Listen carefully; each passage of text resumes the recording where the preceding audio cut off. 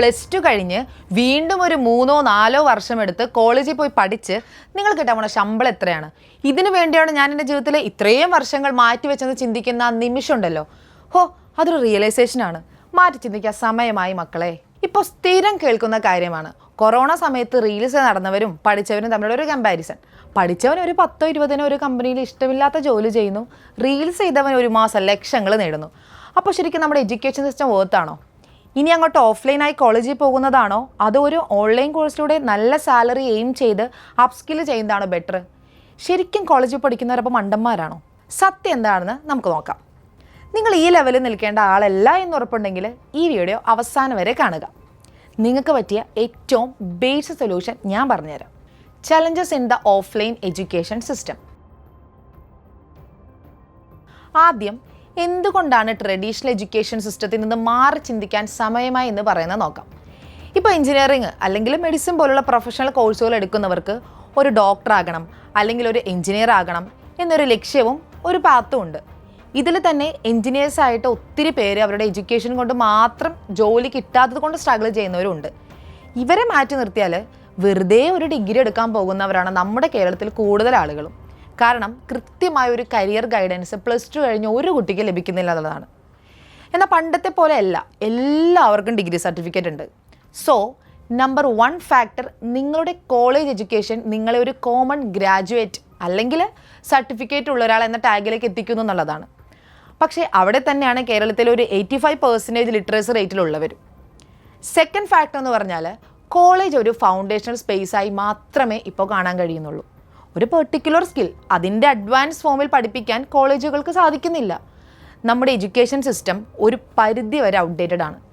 പഠിച്ച് പുറത്തേക്ക് ഇറങ്ങുന്ന ഒരാൾക്ക് ജോലി ചെയ്യാൻ എന്തിന് ഒന്ന് കോൺഫിഡൻസോടെ ഇംഗ്ലീഷ് സംസാരിക്കാൻ പോലും കോളേജുകളിൽ നിന്ന് സ്പെഷ്യൽ ട്രെയിനിങ്ങോ അല്ലെങ്കിൽ സ്കിൽ ഡെവലപ്മെൻറ്റ് ക്ലാസ്സുകളോ ഒന്നും കിട്ടാറില്ല. നിങ്ങൾക്ക് ജാക്മ എന്ന ടെക് ബില്യണറിനെ കുറിച്ച് അറിയാമോ? നമ്മൾ സാധാരണക്കാരെ പോലെ ഒരു ജോലി അന്വേഷിച്ച് നടന്നു. KFC ഉൾപ്പെടെ 30 ജോലികളിൽ അദ്ദേഹം റിജക്ഷൻ നേരിട്ടു. പിന്നീട് ഗീവ് അപ്പ് ചെയ്യുന്നതിന് പകരം അദ്ദേഹം ചെയ്തത് അപ്സ്കില്ലിംഗ് ആണ്. ഇംഗ്ലീഷ് പഠിച്ചു, ബിസിനസ് ആൻഡ് ഇ-കൊമേഴ്സ് സെക്ടറിനെ കുറിച്ച് പഠിച്ചു. ഇപ്പോൾ ലോകത്തിലെ ഏറ്റവും വലിയ കമ്പനികളൊന്നായ ആലിബാബ അദ്ദേഹത്തിൻ്റെയാണ്. അതുകൊണ്ട് അപ്സ്കില്ലിങ്ങിന് നിങ്ങളെ ഉയരങ്ങളിലെത്തിക്കാൻ കഴിയുമെന്ന് പറയുന്നത്. നെക്സ്റ്റ് പോയിന്റ് എന്ന് പറയുന്നത് അൺഎംപ്ലോയ്മെൻറ്റ്, പോപ്പുലേഷൻ ആൻഡ് സ്കിൽസ് ആണ്.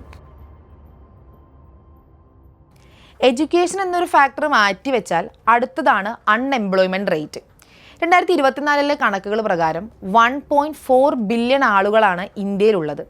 അതിൽ 35 മില്യൺ കേരളത്തിൽ. Centre for monitoring Indian economy പറഞ്ഞിരിക്കുന്നത് ഇതിൽ 7.8% ആണ് ഇന്ത്യയിലെ അൺഎംപ്ലോയ്മെൻറ്റ് റേറ്റ്. എങ്കിൽ കേരളത്തിലെ അത് 29.9% ആണ്. 100% ലിറ്ററസി ഉണ്ടെങ്കിലും ഇതിൽ 100% ജോബ് ഓപ്പർച്യൂണിറ്റീസ് ഇല്ല എന്നൊരു യാഥാർത്ഥ്യം കൂടി ഇതിൻ്റെ പിന്നിലുണ്ട്. ഇനി രസകരമായ മറ്റൊരു കാര്യം പറയാം. ഡിഗ്രി കഴിഞ്ഞ് ജോലിക്കായി വരുന്ന ഒരു 80% കാൻഡിഡേറ്റ്സും സ്കിൽഡ് ഇല്ലാത്തവരാണ്. അവിടെയാണ് നിങ്ങളുടെ ചാൻസ്. അതായത് BA, MA, MBA, BBA, BCom ഇങ്ങനെയുള്ള കോഴ്സുകൾ പഠിച്ചിറങ്ങുന്ന ഒരു കുട്ടിക്ക് ഒരു കമ്പനി പറയുന്ന ഒരു സ്കില്ലും ഉണ്ടായില്ല. പിന്നീട് ട്രെയിനിങ്ങിലൂടെയാണ് അവർക്ക് ആ സ്കില്ല് ബിൽഡ് ചെയ്ത് കൊടുക്കുന്നത്, അതും ചെറിയ സാലറിയിൽ. എന്നാൽ ഈ കാലഘട്ടത്തിൽ ആർക്കും അതിനുള്ള സമയവും ഇല്ല. അതുകൊണ്ട് സ്കിൽസ് ഉള്ളവരെ പിക്ക് ചെയ്ത് നല്ല സാലറിയിൽ പോസ്റ്റ് ചെയ്യാനാണ് നല്ല കമ്പനികൾ ശ്രമിക്കുക. അപ്പോൾ ഈ 3-4 വർഷം കോളേജിൽ പോകേണ്ട വല്ല കാര്യമുണ്ടോ? അതോ ആ സമയത്ത് ഒരു ഹൈ പേയിങ് കരിയറിനായുള്ള സ്കില്ല് നേടേണ്ടതാണോ ബുദ്ധി? ആലോചിച്ച് നോക്ക്. ബേസിക് ടു അഡ്വാൻസ് ലെവലിൽ ട്രെയിനിങ് തരുന്ന ഒരു ഓൺലൈൻ കോഴ്സ് എടുത്താൽ പോരെ? ഇത് കേൾക്കുമ്പോൾ പല പാരൻസിന് മുഖം ചൊളിച്ചേക്കാം. പക്ഷേ ഈ AI ആൻഡ് ടെക്നോളജി ഡെവലപ്പിംഗ് കാലത്തെ സത്യാവസ്ഥ ഇതാണ്. നിങ്ങളുടെ കുട്ടിക്ക് നല്ല ഭാവി വേണമെങ്കിൽ മാറ്റി ചിന്തിച്ചേ പറ്റൂ. Next point important of upskilling ആണ്. ഈ ഇടയ്ക്ക് എലോൺ മസ്ക് എവ്രിതിങ് ആപ്പ് എന്ന ലോകത്തെ ഞെട്ടിക്കാൻ ഒരുങ്ങുന്ന മറ്റൊരു പ്രൊജക്റ്റിലേക്ക് സോഫ്റ്റ്വെയർ എഞ്ചിനീയേഴ്സിനെ ഹയർ ചെയ്യുന്നതിൻ്റെ ഒരു ന്യൂസ് കണ്ടിരുന്നില്ലേ? അതിൽ അദ്ദേഹം ടാലൻ്റ് ഉള്ള കാൻഡിഡേറ്റ്സിനാണ് ഹയർ ചെയ്യുന്നത്, അല്ലാതെ ഏറ്റവും കൂടുതൽ സർട്ടിഫിക്കറ്റ്സ് ഉള്ളവരല്ല. അത് പറഞ്ഞപ്പോഴാണ് വേറൊരു കാര്യം ഓർമ്മ വന്നത്. എലോൺ മസ്കിൻ്റെ ഒരു ഫേമസ് കോട്ട് ഉണ്ട്, I think it is possible for ordinary people to choose to be extraordinary. ഈ വീഡിയോ കാണുന്ന നിങ്ങൾക്ക് ഈസിയായ ആ എക്സ്ട്രാ ഓർഡിനറി പേഴ്സൺ ആകാം. അതിന് കുറച്ച് ബുദ്ധി ഉപയോഗിച്ചാൽ മതി. അതിലാദ്യം ചെയ്യേണ്ടത് സർട്ടിഫിക്കറ്റിന് പകരം സ്കില്ലിനെ സ്നേഹിക്കുക എന്നതാണ്. നിങ്ങളുടെ കഴിവാണ്, അല്ലാതെ സർട്ടിഫിക്കറ്റിൻ്റെ കനമല്ല കമ്പനികൾ നോക്കുന്നത്. അതുകൊണ്ട് അപ്സ്കിൽ ചെയ്ത് അടുത്ത മാസം നിങ്ങൾക്ക് നല്ലൊരു പേ സ്കിൽ ജോലി കിട്ടിയിരിക്കും. കാരണം നമ്മുടെ നാട്ടിൽ സ്കിൽഡ് ആയവരെക്കാൾ കൂടുതൽ സർട്ടിഫിക്കറ്റ്സ് മാത്രം കയ്യിലുള്ളവരാണ്. Hospitals and clinics, IT companies, education sectors, tourism, manufacturing, financial sectors, media, commerce, freelancing, ഇങ്ങനെ പല ഓപ്ഷൻസ് നിങ്ങളുടെ മുമ്പിലുണ്ട്. ഈ മേഖലയിൽ സ്പെസിഫിക് സ്കിൽഡ് പഠിച്ചെടുക്കുക. അതിന് കോളേജിൽ പോകേണ്ട ആവശ്യമില്ല. That's completely your choice. +2 കഴിഞ്ഞവർക്ക് നേരെ കോഡിംഗ്, ഹോസ്പിറ്റൽ അഡ്മിനിസ്ട്രേഷൻ, ACCയുടെ ഓൺലൈൻ കോഴ്സിലൂടെ ഹൈ പ്രൊഫൈൽ ജോബിലേക്ക് എത്താനാവും. ഓൾറെഡി ഈ കോഴ്സുകളെല്ലാം കേരളത്തിൽ അവൈലബിൾ ആണ്.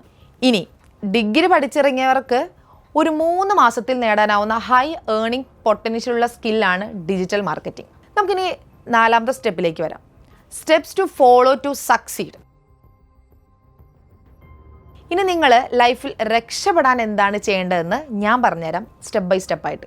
സ്റ്റെപ്പ് 1, നിങ്ങളുടെ ഇഷ്ട മേഖല തിരഞ്ഞെടുക്കുക. ഫിനാൻസ്, മാർക്കറ്റിംഗ്, അഡ്മിനിസ്ട്രേഷൻ, അങ്ങനെ ഏത് ഫീൽഡിലാണ് നിങ്ങളുടെ കഴിവുള്ളതെന്ന് നിങ്ങൾ ആദ്യം അനലൈസ് ചെയ്യുക. സ്റ്റെപ്പ് 2, ആ ഫീൽഡിലെ ഹൈ പേയിങ് ജോബ് ഏതാണെന്ന് ഫിൽട്ടർ ചെയ്യുക. അവിടെ പ്രൊമോഷൻ, കരിയർ ഗ്രോത്തിനുള്ള സാധ്യത, വിദേശത്ത് ജോലി ചെയ്യാനാവുമോ, അതുപോലെ ഭാവിയിൽ ഡിമാൻഡ് ഉണ്ടാവുമോ, ഇതെല്ലാം നിങ്ങൾ റിസർച്ച് ചെയ്യണം. 3ാമത്തെ സ്റ്റെപ്പ് എന്ന് പറയുന്നത് ആ ജോലിക്ക് ആവശ്യമായ ടോപ്പ് 10 സ്കിൽസ് എന്തെല്ലാമാണെന്ന് മനസ്സിലാക്കുക. ഉദാഹരണത്തിന് ഇപ്പോൾ ഹോസ്പിറ്റൽ അഡ്മിനിസ്ട്രേഷൻ ഫീൽഡാണ് നിങ്ങൾ തിരഞ്ഞെടുക്കുന്നതെങ്കിൽ ആ ഫീൽഡിൽ എലൈഡർ പോലുള്ള അഡ്വാൻസ് സോഫ്റ്റ്വെയർസിനെ കുറിച്ചുള്ള അറിവ് ആവശ്യമാണ്. അതെന്തായാലും ഈ സ്കിൽസ് എല്ലാം ഒരുമിച്ച് നൽകുന്ന എൻട്രിയിലെ പോലത്തെ കോഴ്സുകൾ പ്രിഫർ ചെയ്യുക. സ്റ്റെപ്പ് 4 എന്ന് പറയുന്നത് ചൂസ് ദ റൈറ്റ് കോഴ്സ്. ടെക്നോളജിയുടെ ഇൻഫ്ലുവൻസിൽ നാട്ടിൽ സുലഭമായി കിട്ടുന്ന ഒന്നാണ് സ്കാംസ്. അതുകൊണ്ട് കോഴ്സുകൾ ചൂസ് ചെയ്യുന്നതിന് മുമ്പ് പ്രോപ്പറായിട്ട് റിസർച്ച് ചെയ്യുക.